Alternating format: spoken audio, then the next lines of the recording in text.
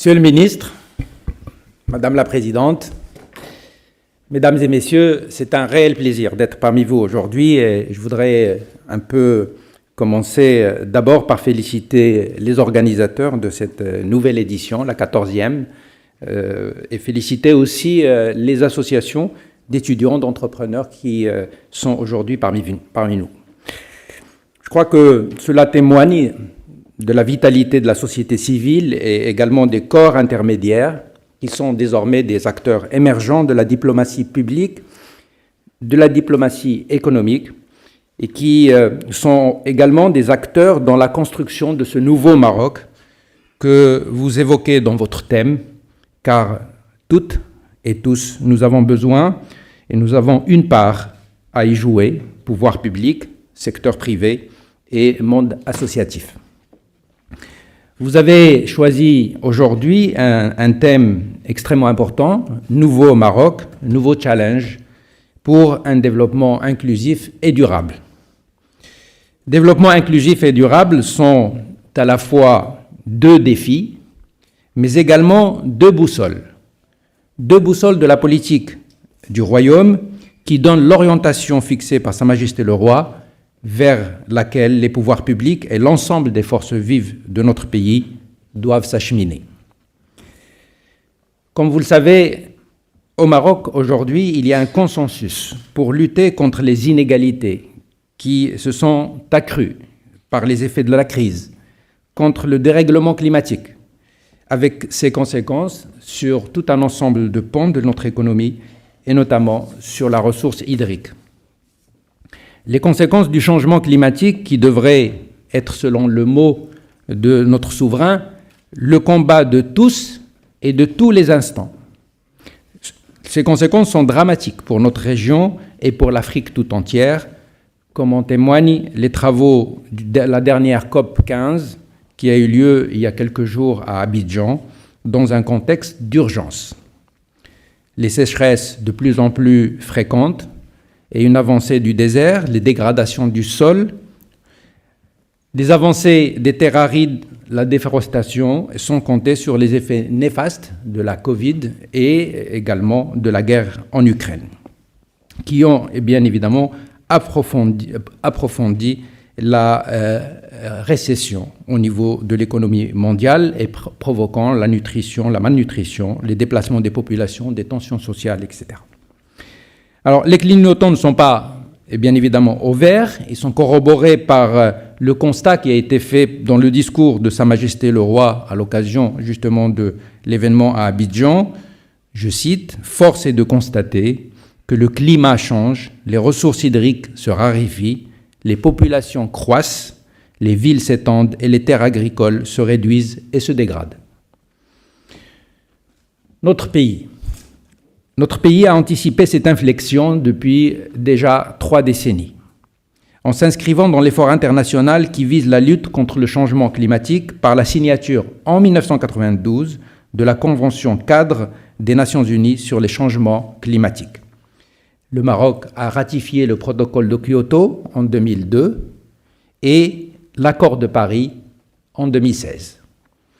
Le point d'orgue de cet engagement a été l'organisation à Marrakech de la COP 22 sur le climat qui avait abouti à la création de la Commission du bassin du Congo, la Commission de la région du Sahel et la Commission des États insulaires et à une initiative qui a été annoncée dans un discours de Sa Majesté qui est l'initiative AAA, à savoir Agriculture africaine adaptée. Et enfin, l'initiative 3S qui est la soutenabilité, la stabilité et la sécurité en Afrique. Avec une ambition, celle de porter notre contribution déterminée nationale à 45,5% de réduction des gaz à effet de serre à l'horizon 2030. Les stratégies Forêt Maroc 2020-2030, Génération Green 2030 participent également à cet objectif d'inverser le processus de dégradation des terres, de réduire l'ampleur de la désertification et d'atténuer ses répercussions à la faveur du développement humain et social. Autre socle de la gestion inclusive et durable, le plan national de l'eau, avec un budget de 140 milliards de dirhams et qui a pour objectif d'assurer la sécurité hydrique et les ressources nécessaires en eau, en quantité et en qualité. Rappelons enfin dans ce cadre que 38%, aujourd'hui, 38% de la capacité énergétique actuelle donc, est en énergie renouvelable au Maroc. Et que notre ambition est de dépasser les 50% de la capacité de l'énergie électrique en énergie renouvelable à l'horizon 2030.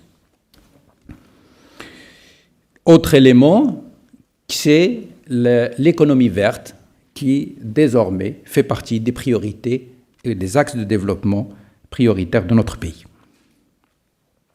Alors, s'agissant du développement inclusif, la question principale concerne la lutte contre les inégalités sociales et spatiales. Inégalités qui ont été, évidemment, un petit peu partout dans le monde, aggravées par les crises, par les tensions inflationnistes, mais également par le fait que beaucoup de nos citoyens ont perdu, au moins provisoirement, leur job. Le HCP, le Haut Commissariat au Plan au Maroc, avait dit à l'époque que 34% des ménages au Maroc ont été dépourvus de sources de revenus suite à l'arrêt provisoire de leur activité. Ceci s'est traduit, bien évidemment, par la baisse de la consommation des ménages et donc de l'augmentation de la vulnérabilité. Pour atténuer ces effets ou les effets de la crise, le gouvernement avait mis en avril 2020 déjà un dispositif d'appui aux ménages impactés. Les salariés d'entreprises en difficulté ont pu profiter d'une aide directe versée par le fonds Covid. Un dispositif de soutien provisoire également des ménages qui opèrent dans les économies non organisées ou l'économie informelle a également été mis en place. Ce sont 5,2 millions de ménages qui ont pu bénéficier d'une aide directe par les pouvoirs publics. Cela a pu être fait même dans un contexte d'éloignement ou de distanciation sociale grâce à une utilisation importante des technologies de l'information. Et je voudrais juste dire un mot sur ce point. L'utilisation appropriée des technologies de l'information et de la communication dans le cadre de développement inclusif est fondamentale. L'accès à tout un ensemble de services, que ce soit des services financiers ou des services autres, notamment au niveau de l'administration, ne peut s'opérer de manière efficace que s'il y a un recours à ce genre de technologie, car le déploiement et l'accès à ces services devient transparent, devient rapide et surtout évite les intermédiaires que nous connaissons dans les procédures classiques. Un autre élément important, c'est qu'en juillet 2020, Sa Majesté le Roi a annoncé le projet de règne, un projet de généralisation de la protection sociale. Celui-ci devrait permettre d'intégrer 22 millions de Marocains à l'assurance maladie universelle ou obligatoire, dans un premier temps. Avant cette annonce, il n'y avait que 14 millions de Marocains qui étaient couverts par l'assurance maladie obligatoire. Donc ce sont 22 millions qui viennent s'ajouter, autrement dit, c'est l'ensemble de la population marocaine, et par conséquent, l'effort pour faire adhérer toutes ces familles est colossal. Le travail a commencé, le gouvernement actuel est en train de le poursuivre à grands pas, et je crois que c'est une première étape qui est prévue dans le cadre d'une loi cadre de généralisation de la protection sociale, mais qui ne prévoit pas que l'assurance maladie obligatoire, il prévoit 3 autres éléments qui sont la généralisation des allocations familiales, la généralisation des retraites et la mise en place de l'indemnité pour perte d'emploi. C'est un chantier qui devrait coûter 51 milliards de dirhams par an à l'horizon 2026 et qui passerait donc par la refonte, notamment des programmes sociaux existants et en s'appuyant notamment sur la mise en place de ce qu'on appelle le RSU, qui est le registre social unifié, pour passer de subventions, je dirais, générales, voire opaques, aveugles, à des subventions ou des aides qui sont ciblées. Enfin, l'appui direct des populations vulnérables demeure nécessaire et un changement d'approche, comme le préconise le nouveau modèle de développement, est nécessaire, avec la promotion du capital humain par une éducation de qualité pour tous et un enseignement supérieur public et privé axé sur les objectifs et la performance.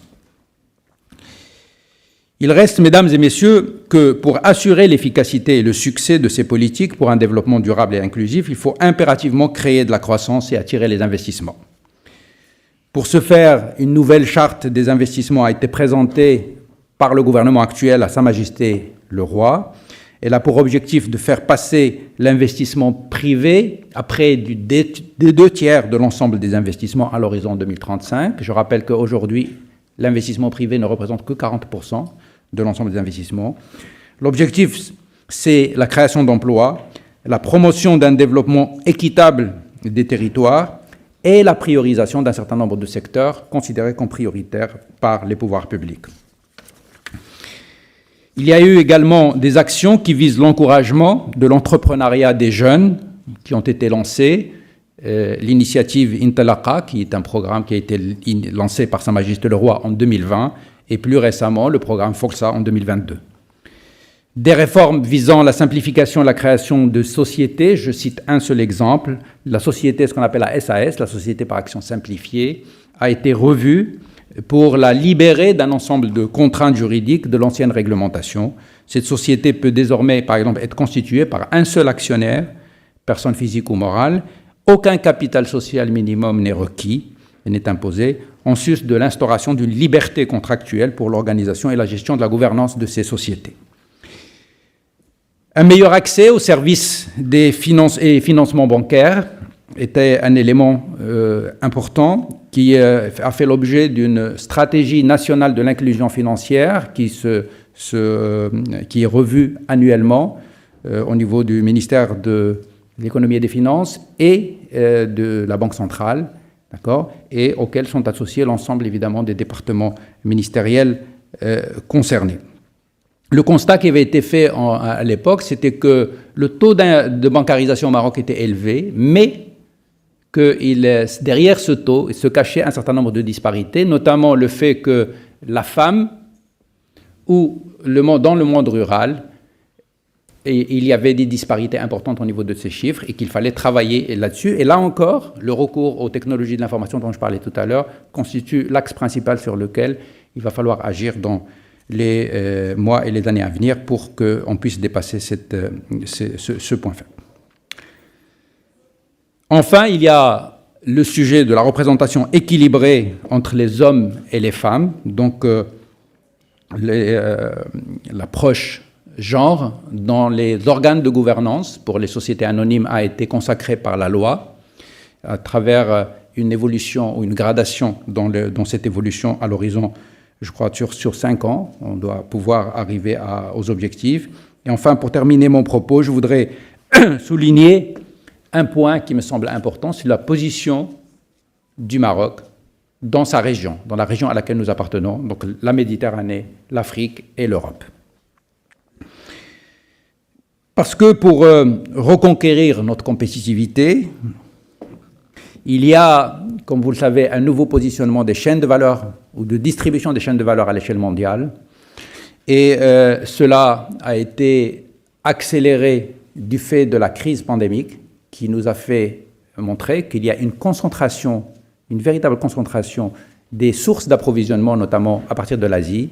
Et la deuxième chose, qui était à l'origine de l'arrêt d'un certain nombre de chaînes de fabrication, notamment par exemple dans l'automobile, du fait que, par exemple, on ne disposait pas simplement des cartes électroniques nécessaires dans les moteurs. Y compris au Maroc, il y a des chaînes de production qui ont été à l'arrêt pendant un certain temps de ce fait. Et donc, deux éléments qui me semblent importants à souligner, c'est que d'un côté, nous avons besoin le monde a besoin de diversifier les sources d'approvisionnement pour réduire le risque de dépendance d'une seule région. Et la deuxième chose, c'est de réduire également les distances, parce que quand on s'approvisionne de très loin, cela pollue. Et donc, par rapport au sujet de développement durable, c'est un vrai sujet. Et donc, le fait de conjuguer ces deux points, c'est-à-dire d'un côté la diversification des sources d'approvisionnement et de l'autre côté la réduction des distances, fait que le Maroc se positionne naturellement par rapport à un partenaire comme celui de l'Union européenne, qui est notre partenaire économique et commercial le plus important, comme étant le partenaire idéal. À nous de savoir se positionner là-dedans. Donc, relation Afrique-Europe en s'appuyant sur un axe dynamique qui est l'axe Rabat-Paris. Sur ce, je vous remercie.